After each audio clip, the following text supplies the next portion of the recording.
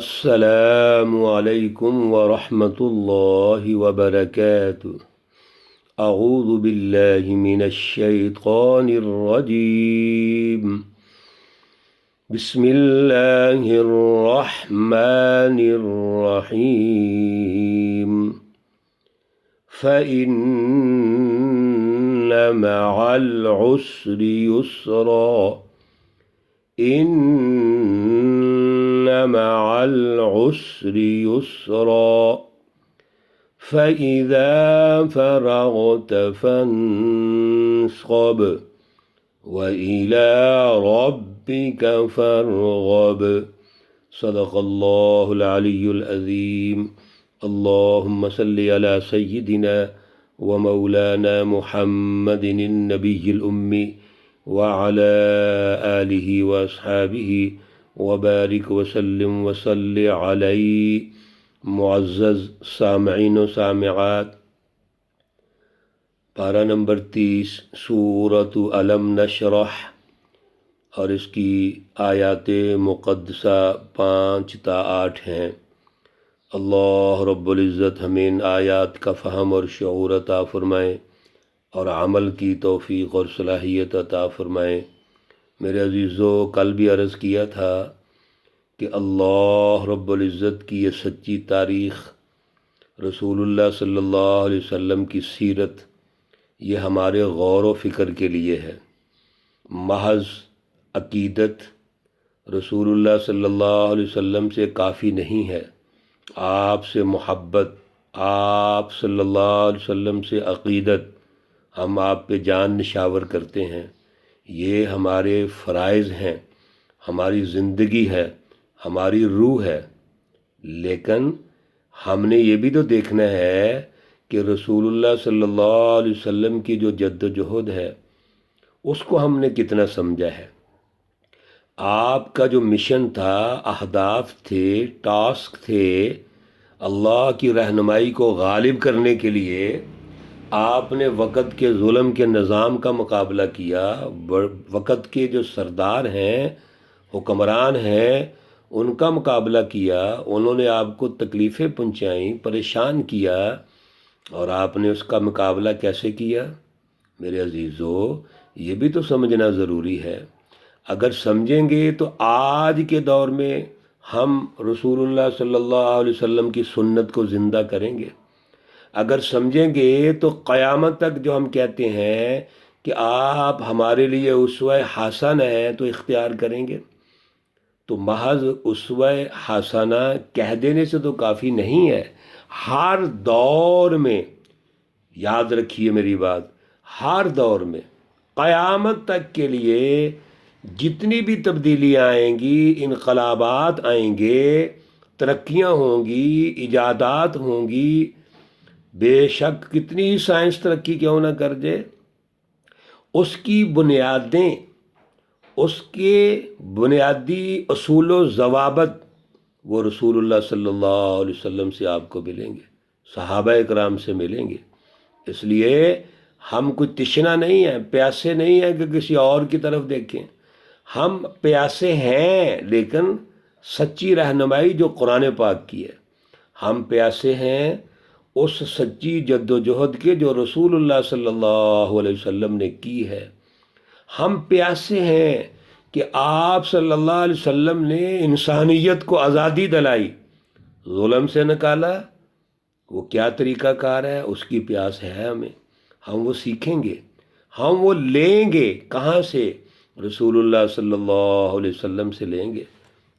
اس لیے غور و فکر، تو کل کے درس میں کیا سنا تھا کہ اللہ نے آپ کے سینے کو کھول دیا۔ کیا کھولا؟ اللہ نے آپ کو ٹاسک دیا۔ سینہ کھولنا کیا ہے؟ کسی بھی ہدف کو حاصل کرنے کے لیے اس کے جو مراحل ہیں وہ طے کرنے ہیں، اس کی منصوبہ بندی کرنی ہے، حکمت عملی بنانی ہے، اور وہ حکمت عملی بنانی ہے جو اس دور کے معروضی حالات کے مطابق ہو، اس کے تقاضے سمجھنے ہیں، تب جا کر آپ کو وہ کامیابیاں ملیں گی۔ پھر اگر دشمن رکاوٹیں ڈالتا ہے تو کیا ان سے کمپرومائز کر لیں، خاموش ہو جائیں؟ نہیں، ہم نے اپنا ہدف حاصل کرنا ہے، آگے بڑھتے جانا ہے۔ وقتی طور پہ آپ رک جائیے، وقتی طور پہ صبر و تحمل کیجئے، عدم تشدد پہ آ جائیے، مزاحمت روک لیں، خاموش ہو جائیں، لیکن مشن تو زندہ رکھنا پڑتا ہے۔ اپنا ہدف حاصل کرنے کے لیے جو مراحل طے کیے ہیں ان کو تو عبور کرنا ہے ہم نے۔ اس لیے رسول اللہ صلی اللہ علیہ وسلم کا ہدف کتنا اونچا تھا میرے عزیزو، اللہ نے فرمایا کہ اتنا اونچا تھا کہ آپ کی کمر جھک گئی، پیٹھ پہ آپ کی جھک گئی، بوجھ تھا بہت بڑا، لیکن اللہ کہتے ہیں ہم نے اتار دیا۔ اب اللہ نے جو آپ کا بوجھ اتارا ہے وہ آپ کی جدوجہد سے ہوا ہے، محنت، منصوبہ بندی اور حکمت عملی سے ہوا ہے۔ نتیجہ کیا نکلا؟ وَرَفَعْنَا لَكَ ذِكْرَكَ، وہ دین غالب آ گیا، رسول اللہ صلی اللہ علیہ وسلم غالب آئے، جماعت صحابہ غالب آئی، اور پھر قومی انقلاب آ گیا۔ جس جگہ سے آپ کو ہجرت کرنی پڑی، اللہ کا گھر چھوڑنا پڑا، بڑے افسردہ ہو کر میرے رسول اللہ صلی اللہ علیہ وسلم نے اللہ کا گھر چھوڑا جب ہجرت کی ہے میرے عزیزو۔ لیکن اللہ کا حکم ہے، وہ مراحل ہیں جن کی ابھی ہم بات کر رہے ہیں، ان مراحل کا حصہ ہے تو آپ نے برداشت کر لیا۔ بیت اللہ شریف کی طرف نظریں اٹھا کے دیکھا، آنکھوں میں آنسو تھے کہ میں تجھے کیسے چھوڑ کے جاؤں۔ پھر مکہ میرا گھر، میرا جائے ولادت، جوانی، لڑکپن، جوانی، سب کچھ یہاں گزرا، اور اب عمر کتنی ہو گیا میرے عزیزو؟ 53 سال یہاں سے جا رہے ہیں ہجرت کر کے۔ تو کتنا سخت مرحلہ ہے، حضور کو کتنا عشق ہے بیت اللہ کے ساتھ، ہم تصور نہیں کر سکتے۔ ہمیں اتنا عشق اور محبت ہے ہم مسلمانوں کو الحمدللہ، تو رسول اللہ صلی اللہ علیہ وسلم کو کتنا عشق ہوگا، محبت ہوگی، پھر جہاں ساری زندگی گزری۔ لیکن یہ مراحل ہیں، ان مراحل کو آپ نے جب کراس کیا تو اللہ نے آپ کو بلند کر دیا۔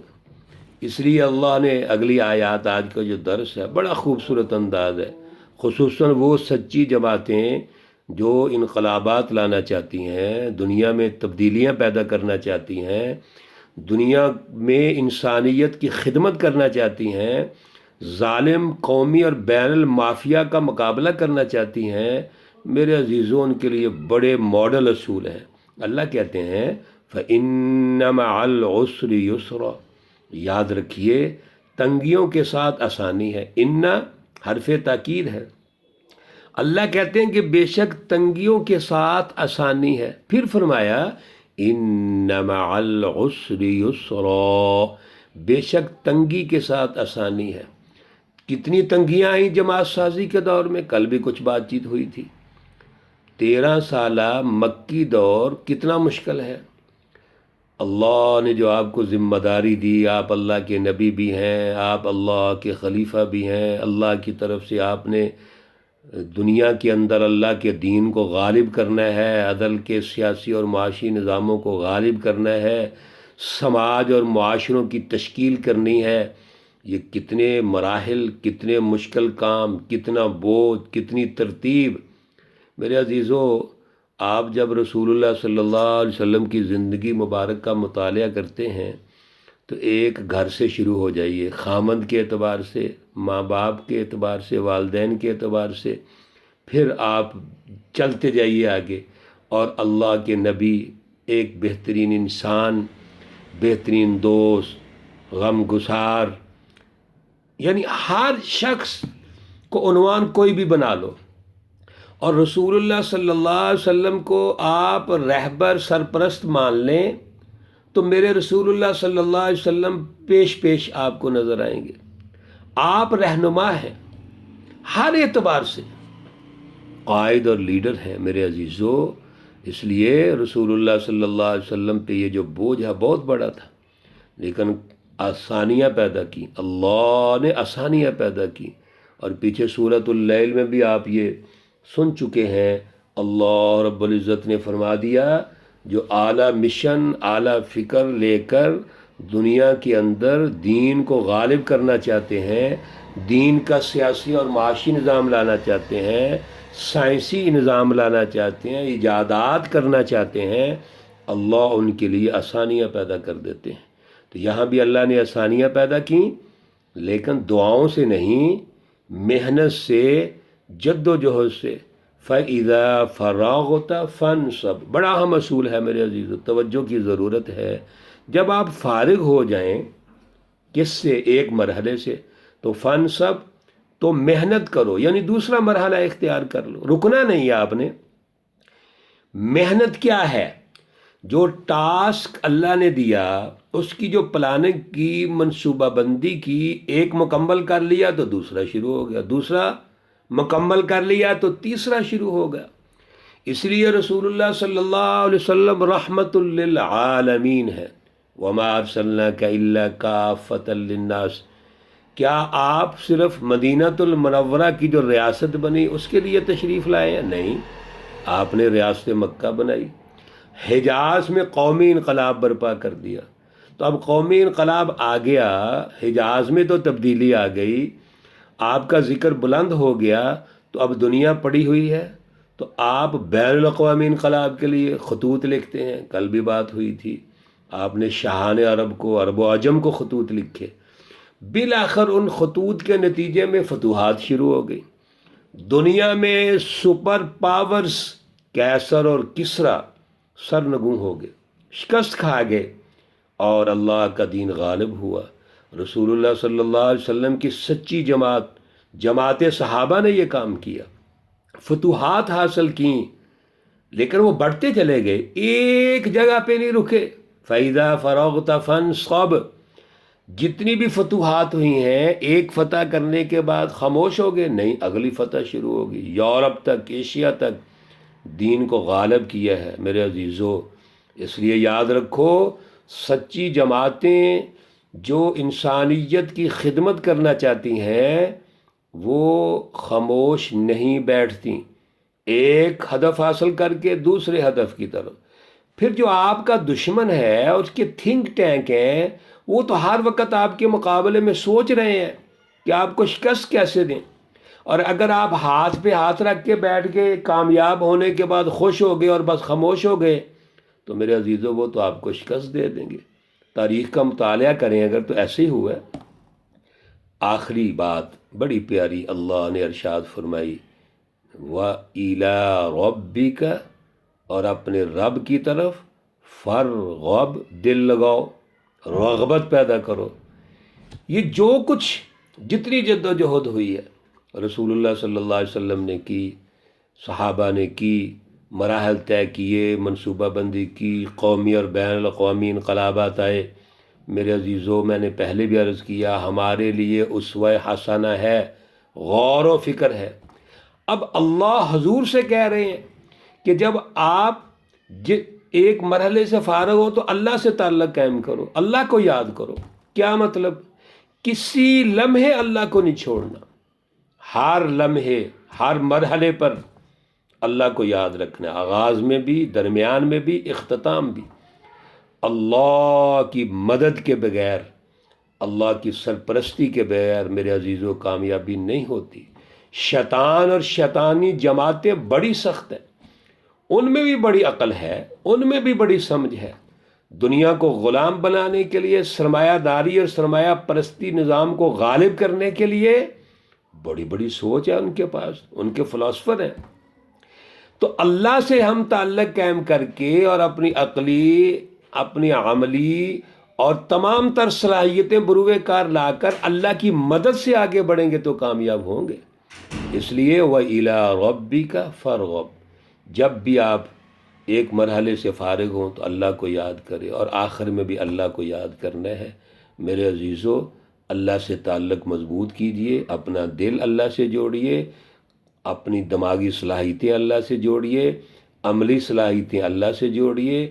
آج بھی ظلم کے نظام غالب ہیں، ہمیں قومی انقلابات کی ضرورت ہے، پھر بین الاقوامی بدماشیاں بیٹھی ہوئی ہے جو پوری دنیا کے وسائل پر قابض بن کر جو چاہے کر رہے ہیں۔ آج بھی وہی کیسر و کسریٰ کے نظام اور ہمارے حکمران ان کے ایجنٹ بنے ہوئے ہیں۔ یہ رسول اللہ صلی اللہ علیہ وسلم کا اسوہ حسنہ ہم نے زندہ کرنا ہے۔ اللہ ہمیں توفیق اور صلاحیت عطا فرمائیں۔ اللہ رب العزت تمام بیماروں کو شفائے کاملہ عاجلہ مستمرہ عطا فرمائیں۔ اللہ رب العزت تمام مرحومین و مرحومات کو جنت الفردوس میں اعلیٰ مقام عطا فرمائیں۔